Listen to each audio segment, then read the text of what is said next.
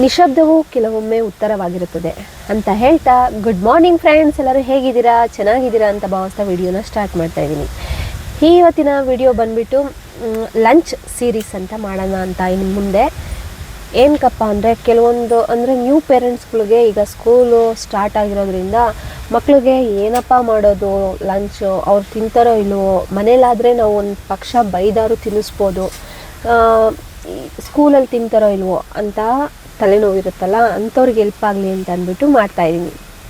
So friends, ಬೆಳಗ್ಗೆ ಬೇಗನೆ ಎದ್ದು ಕೆಲಸನೆಲ್ಲ ಮುಗಿಸ್ಕೊಂಡು ಸ್ವಲ್ಪ ಒಂದು ಕಪ್ ಗ್ರೀನ್ ಟೀನ ಕುಡಿದೆ. ಇದಾದ ನಂತರ ಬಿಸಿ ನೀರಿಗೆ ನಾನು ಇಲ್ಲಿ ಸೋಯಾನ ನೆನೆಸ್ಕೊತಾ ಇದ್ದೀನಿ. ನೆನೆಸ್ಕೊಂಡು ಒಂದು 5 ನಿಮಿಷ ಬಿಟ್ಬಿಡಿ. ಇದೇ ಟೈಮಲ್ಲಿ ನಾನು ಜೋಳನೂ ಸಹ ಸ್ವೀಟ್ ಕಾರ್ನ ಸ್ವಲ್ಪ ಬಿಸಿಗಿಟ್ಕೊಂಡಿದ್ದೀನಿ ಬೇಯೋದಕ್ಕೆ.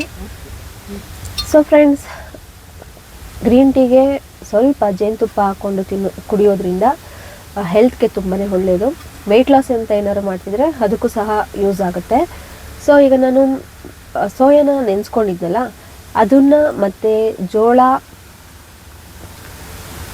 ಕೊತ್ತಂಬರಿ ಸೊಪ್ಪು, ಈರುಳ್ಳಿ, ಶುಂಠಿ ಬೆಳ್ಳುಳ್ಳಿ ಪೇಸ್ಟು ಮತ್ತು ರುಚಿಗೆ ತಕ್ಕಷ್ಟು ಉಪ್ಪು, ಖಾರದ ಪುಡಿ, 1 ಸ್ಪೂನು ಧನಿಯಾ ಪುಡಿ ಮತ್ತು ಪೆಪ್ಪರ್ ಪೌಡರು, ಗರಂ ಮಸಾಲ, ಇಷ್ಟು ಐಟಮ್ನ ಹಾಕ್ಬಿಟ್ಟು ತರ್ತರಿಯಾಗಿ ನಾವು ಇದನ್ನು ರುಬ್ಕೋಬೇಕು.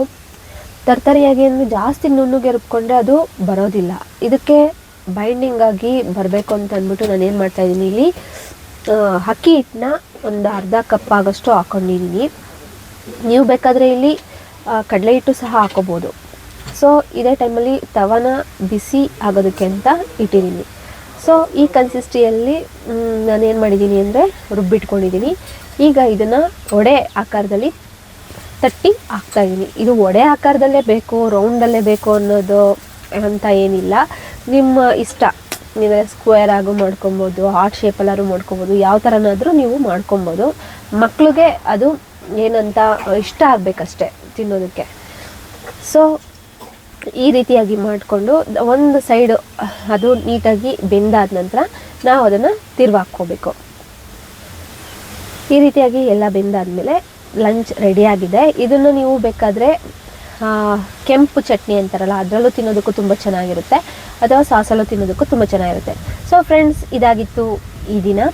ನಮ್ಮ ಪಾಪು ಸ್ಕೂಲಿಗೆ ರೆಡಿಯಾಗಿದ್ದ. ಒಂದು ಔಟ್ಫಿಟ್ ನೋಡಿ ಯಾವ ಥರ ಇದೆ ಅಂತ.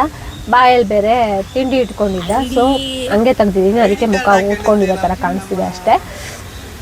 ಸೊ ಫ್ರೆಂಡ್ಸ್, ಇದಾದಮೇಲೆ ವ್ಯಾನ್ ಬೇರೆ ಇನ್ನೂ ಬಂದಿರಲಿಲ್ಲ, ವೆಯ್ಟ್ ಮಾಡ್ತಾ ಇದ್ವಿ. ಈಗ ಬಂತು. ಇದು ಫಸ್ಟ್ ಡೇ. ನಮ್ಮ ಪಾಪು ಎಲ್ಲಿ ಅಳ್ತಾನೆ ಅಂದ್ಕೊಂಡಿದ್ದೆ ನಾವು ವ್ಯಾನಲ್ಲಿ ಹೋಗೋದಕ್ಕೆ.